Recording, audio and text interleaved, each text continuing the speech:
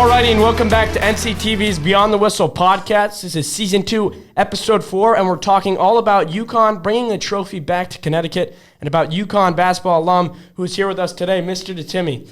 I'm Chase Harden. Alongside me, Will Langford, great Tamasco, and again, Mr. Ditimi. Mr. Ditimi, obviously you are a UConn basketball alum. What did you think about the national championship? It was to be expected, honestly. I had no doubt since November, I'll be honest, but that's just me being a homer. So, definitely something that I expected. I think San Diego State, to their credit, they got to the national championship game, but I don't think that they gave us the best matchup out of the guys left in the Elite Eight. Yeah, and their route to the national championship, there wasn't really a close game. Their closest game was, I think, the first game against, I want to say, Iona. Is that? I think it was the Gonzaga game. I think from a game flow perspective, I was a little nervous about the Iona game because they were making shots. But I think that in that second half, I don't know if you guys watched it. There's so many games on. But we just took off and then took like a 20-point lead. And then by that point, it was like, all right, cool. What other game is there to watch? And you look at the Final Four in general, the San Diego State FAU game, that was crazy. The buzzer beater. Oh, my God. Yeah. And then UConn put on a beat down against Miami. But Lang and Gray, if you have anything to touch on in those games. No, will you? I was actually at my sister's dance recital at the FAU game, but I had it under the seat. So I was watching the whole game, actually. I honestly thought that FAU was about to run away with it, and then slowly San Diego State started to come back, and then I thought he was just going to mess up by dribbling into the corner, and then he hit that pull-up jumper, and it was pretty sick, actually. My dad told me to quiet down in the theater. That's disrespectful of you, but at the same, that was a sick shot. Yeah. Just coming out at the end and really putting like a dagger on the rest. Yeah, it looked like it was going to go. I thought he was going to miss it, but then it just slowly worked its way to the right. All right, I think we quickly wanted to touch on that. I think this whole podcast was more focused around you, Mr. Ditimi, and your time at the national champions. You played at a top basketball school. How'd you get there? Well, I had good grades and I applied and I got in. So that's step one. Do your homework. From the time I stepped foot on campus, the plan was always to walk on. Just from a standpoint of being 6 years old and watching their first national championship. That's a team that I genuinely fell in love with. So like that's like my dream. That's like my favorite team. Like you talk about NBA, NFL, like the Huskies are my favorite team. So to be able to have the opportunity to go to the school in the first place, and then have the opportunity to walk on and be a part of the program was something that I feel like, as far as you only get one opportunity in a lifetime, I think that's something that I definitely tried to like go get and strive for. So in terms of my freshman year, I tried out and I got cut, which was actually really funny because I think I might have touched the ball like a total of like 3-4 times, and I'm like, I think that went well. And like now being a coach, thinking about like somebody touching the ball 3 or 4 times in a tryout, you're like, dude, what are you doing? Like you have no shot of making the team. So like I took a whole year off, and I think that was the year Andre Drummond was there. Who else was there? It was Shabazz. It was Jeremy Lamb's freshman year. We were supposed to be good because Andre Drummond was like top 10, like lottery pick. And I think we ended up going to the tournament, but like completely underachieved. And then the following year, I literally spent so much time in the gym, like in terms of like, when you go to college, you guys aren't there yet, but it's literally you go to class, at least as a freshman. So you have like 8 a.m. class, sometimes 6 a.m. class, then like 11, and then your day's done. And then there's some days where, depending on how you like do it, it's like class one day, no class the next day.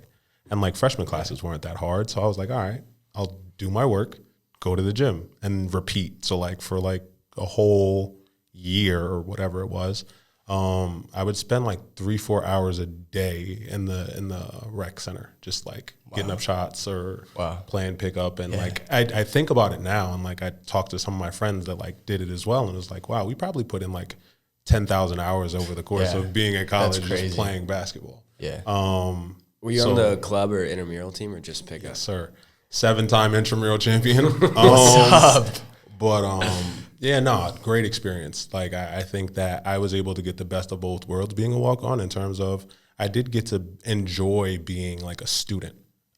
Because once you become a Division I athlete, that everything changes in terms of having to be somewhere at a specific time, making sure that all your grades or all your work is done before you go on the road. There's so many different demands on your time that you don't really get to choose for yourself. So that's definitely the biggest difference when it comes to being like a regular student and becoming a student athlete. And your junior year, they won the national championship, right? Yeah. Yep. And you talk about your shot. We were talking about it before this in biology. You were saying you wanted to dunk. I did.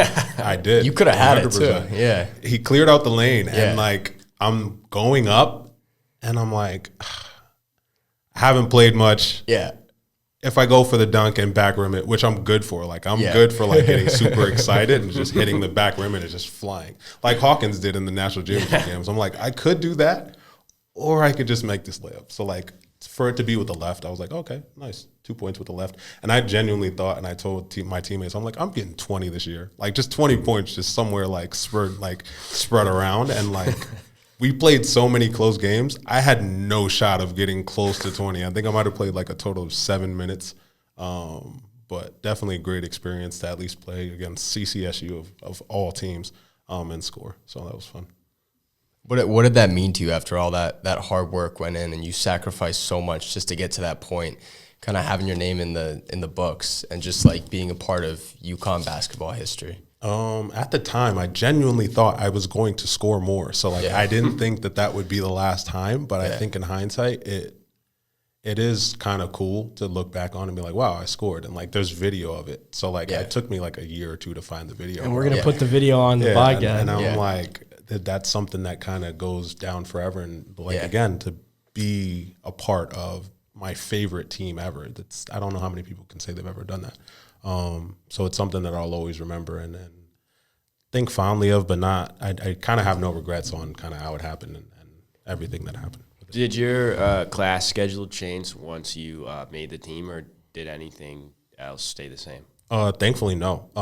So they were with walk-ons. They were kind of like, if you make practice. If you have class, just let us know. Like, school comes first. Like, there was never like I'm missing class, unless we were traveling, obviously, and I had to get notes from other people.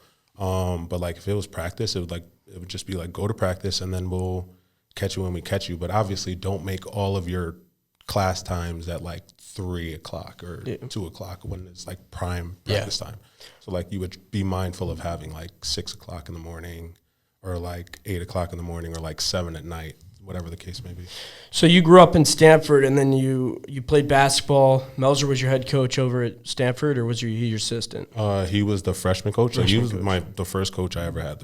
My first year of playing organized basketball was under Coach Melzer. So, yeah, definitely great introduction in terms of just his attention to detail and just I don't think there could have been a better freshman year for me in terms of like, there was a good amount of fun and also like the seriousness of it in terms of understanding like you have to put in a lot of work in order to get out a lot back from the game of basketball. So I think that was the biggest lesson that I took from my freshman year. So throughout your high school, were you like, I want to try and do this, get to UConn and be on the basketball team, or was your goal to try and sort of just walk onto the team? What was your goal in mind throughout your senior year and then the second you stepped on campus? Was UConn always your number one? I'll be honest, with basketball being my second sport, like I came in as like a football player, played it from like 7th to 9th, and then like, you know how like freshman football comes first, so like I had a fun season doing that, and then basketball came second, and I only tried out because my brother literally begged me to, and I was like the last person taken, and I was like, I guess I'll do it. Like I was kind of upset that I made the team, but after that season, it was like the most fun I've ever had. And then I go into spring football, and you've got like freshmen banging against seniors, and I'm like, all right, I'm out of here. I'm going to just focus on basketball. So for me, it was just kind of like, and our team wasn't the greatest at the time. So I was like, okay, I'm going to bang my head against the wall to go 3-7 next year. And like, you've got New Canaans, you got Darien, and it's like, we're never going to get any better by the time I'm a senior. So I just focused on basketball for the most part, and I spent all summer playing basketball. And then fast forward to your point, I didn't think about playing college basketball at all.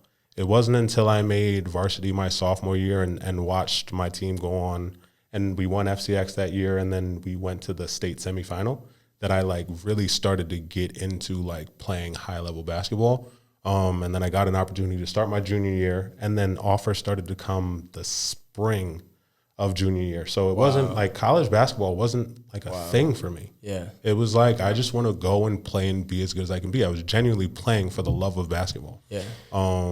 So my senior year, like I got a couple offers, but like my thing was, if I had the SAT scores and the grade to get into UConn, I was going to UConn, and I was going try and to walk on. 100%. Were you in high school with Tish? Tish was a senior when I was a sophomore, so 2 years apart. Yeah, he was a part of that FCX championship team. So you FCX played together? So I sat the bench and Tish played. But yeah, he was our point guard. He was tough, scrappy dude. Like, I love Tish, man. Like, if you could see Tish at practice, very similar to who he is as a coach in terms of the fire and the passion that he plays with. Definitely funny memories with Tish at practice. Do you feel like any of those connections you might have held from that, that Stanford high school team, were there any guys that kind of inspired you to continue the sport or take it to the next level? Obviously, the play and winning a championship's big, but were there any guys that kind of pushed you in that direction? I think the culture there was like really big on just college basketball. We had a lot of guys go. We had 2 guys go Division III, another one go Division II, and then the big one, Chris Evans, went Division I. But just the high level of basketball that we were playing at that time, it was just kind of it was motivating to be in the gym all together. So there wasn't really one singular person. It was more so kind of like a collective, and that kind of brotherhood that you get when you're around success. So Melzer and Tish were both there while you were there, and they're now coaching here, which is kind of cool, all 3 of you. What was your favorite part about being a part of the team, and your favorite, obviously, I'm sure your favorite memory is scoring, your left-hand layup, which you noted, but, what was your favorite memory from that senior year or just throughout your entire UConn basketball career? I would say that it was going to Harbor Yard and getting the opportunity to step on the floor. So we played Columbia at Harbor Yard. I don't know why they did it. I think it was like New Year or Christmas Eve or something like that. We had a game on a holiday or something like that. And that one was so special because my senior year of high school, they had FCX at Harbor Yard. So the semifinals and the finals were at Harbor Yard.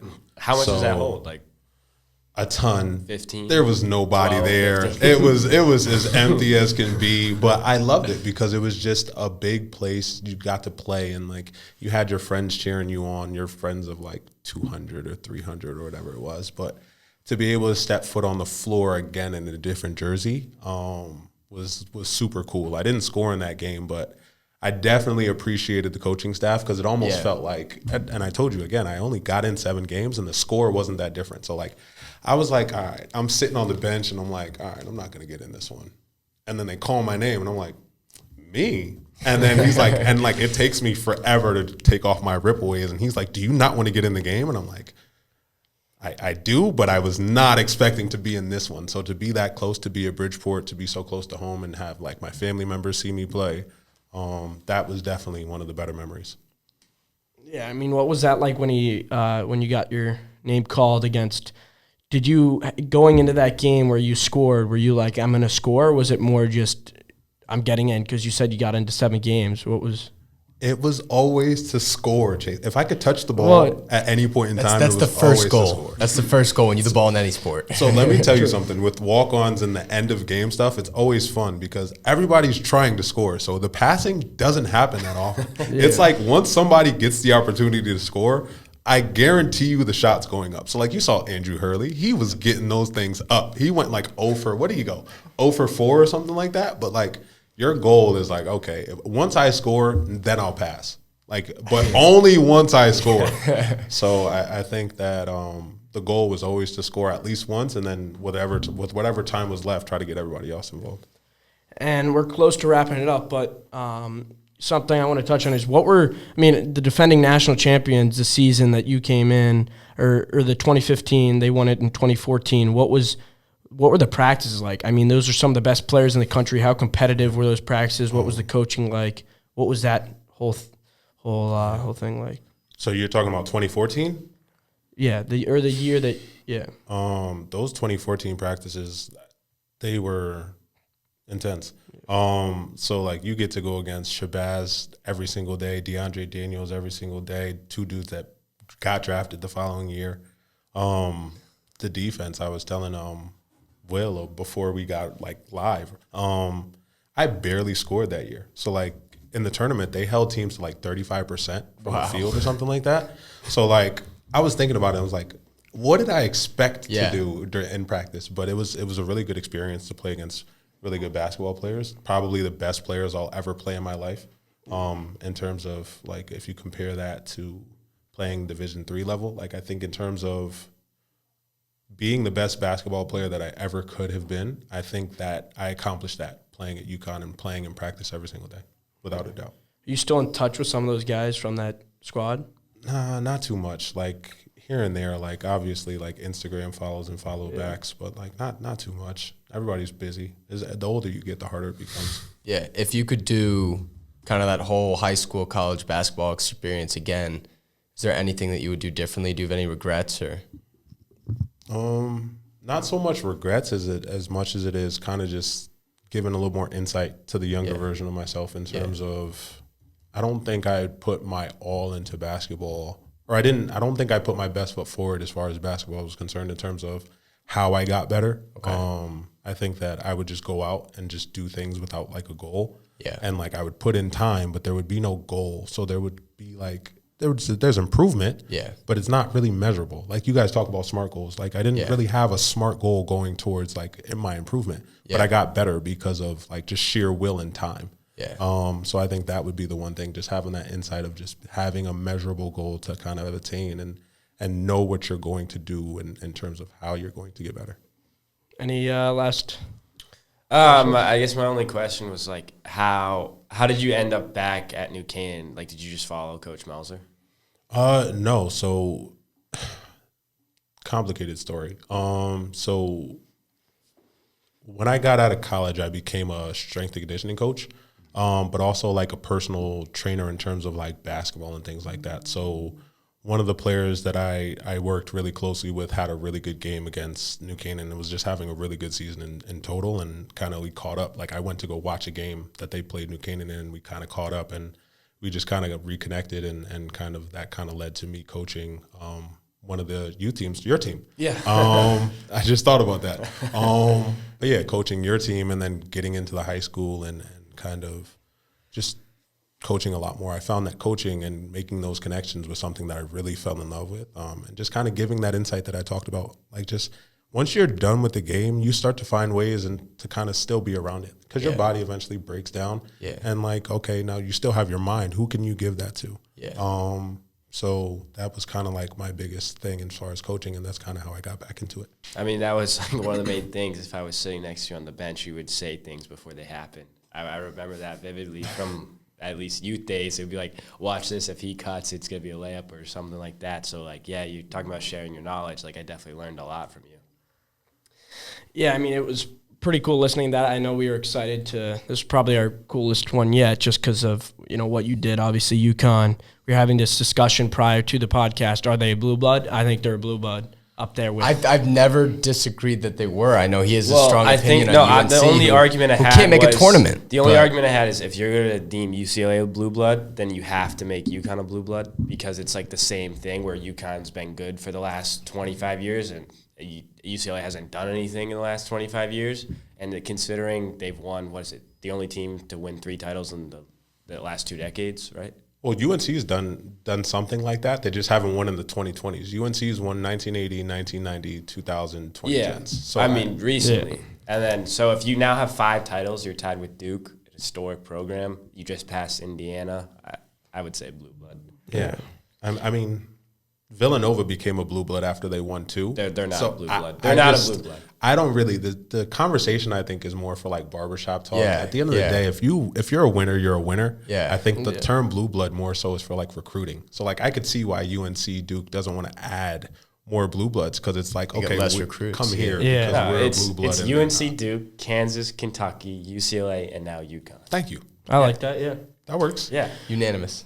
All right. Well, like I said, this was probably our best podcast yet. I thought we were pretty excited for it. Chase Harden, Will Langford, Great Tamasco, Mr. Ditimi, all of his work and his UConn career. It was pretty cool listening. From the NCTV podcast room, episode 4, talking about the national championship. And again, Mr. Ditimi's time there. We should enter in some cool clips. Saying so long from the podcast room. Thanks for watching.